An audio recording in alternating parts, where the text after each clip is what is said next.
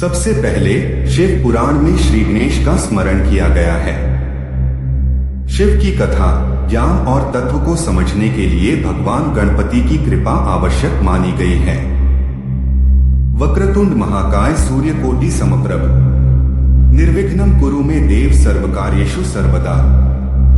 सभी लोगों के प्रकट होने से पहले न दिन था, न रात, न पृथ्वी, न आकाश, न जल, न अग्नि। सर्वत्र केवल अंधकार और परम तत्व ही विद्यमान था। यह परम तत्व ही था परब्रह्म, परम शिव। वे निराकार, निर्विकार, अजन्मा और अनंत हैं। उन्हीं से यह समस्त ब्रह्मांड प्रकट हुआ। शिव न आदि हैं, न अंत। वे न साकार हैं, न निराकार। वे सगुण और निर्गुण दोनों रूपों से परे हैं। उन्हें ही महेश्वर, परमेश्वर, सच्चिदानंद, त्र्यंबक, महादेव कहा गया है।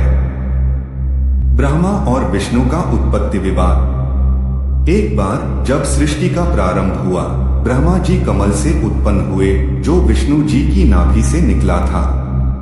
विष्णु ध्यानस्थ थे और ब्रह्मा ने स्वयं को देखा और सोचा, मैं ही सृष्टि करता हूँ। दोनों में विवाद होने लगा। ब्रह्मा ने कहा, मैं सृष्टि करता हूँ, मुझसे सब उत्पन्न हुआ है। विष्णु बोले, मैं पालन करता हूँ, सृष्टि मुझसे ही है। उनके अहंकार ने एक दूसरे को नीचा दिखाने का प्रयास किया। विवाद चरम पर था। तभी अंतरिक्ष में एक अद्भुत अग्निमय अनंत ज्योति प्रकट हुई। यह अग्निस्तंभ आकाश से धरती तक अनंत रूप में फैला था। वह अनंत, अपार और अत्यंत तेजस्वी था। ब्रह्मा और विष्णु दोनों चकित रह गए। विष्णु ने कहा, मैं नीचे जाकर इस स्तंभ का आधार खोजूंगा। ब्रह्मा बोले, मैं ऊपर जाकर इसका शिखर ढूंढूंगा। विष्णु वराह रूप में नीचे गए। हजारों वर्षों तक खोजते रहे, लेकिन आधार न मिला। ब्रह्मा ऊपर गए, लेकिन शिखर नहीं मिला। परंतु ब्रह्मा जी ने झूठ का सहारा लिया। उन्होंने केतकी पुष्प को प्रमाण बनाकर कहा कि उन्होंने शिखर देख लिया।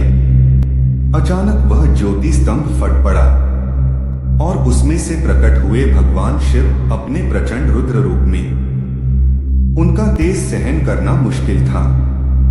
ब्रह्मा और विष्णु दोनों ने विनम्रता से नतमस्तक होकर क्षमा मांगी। भगवान शिव ने कहा, तुम दोनों मेरे अंश हो।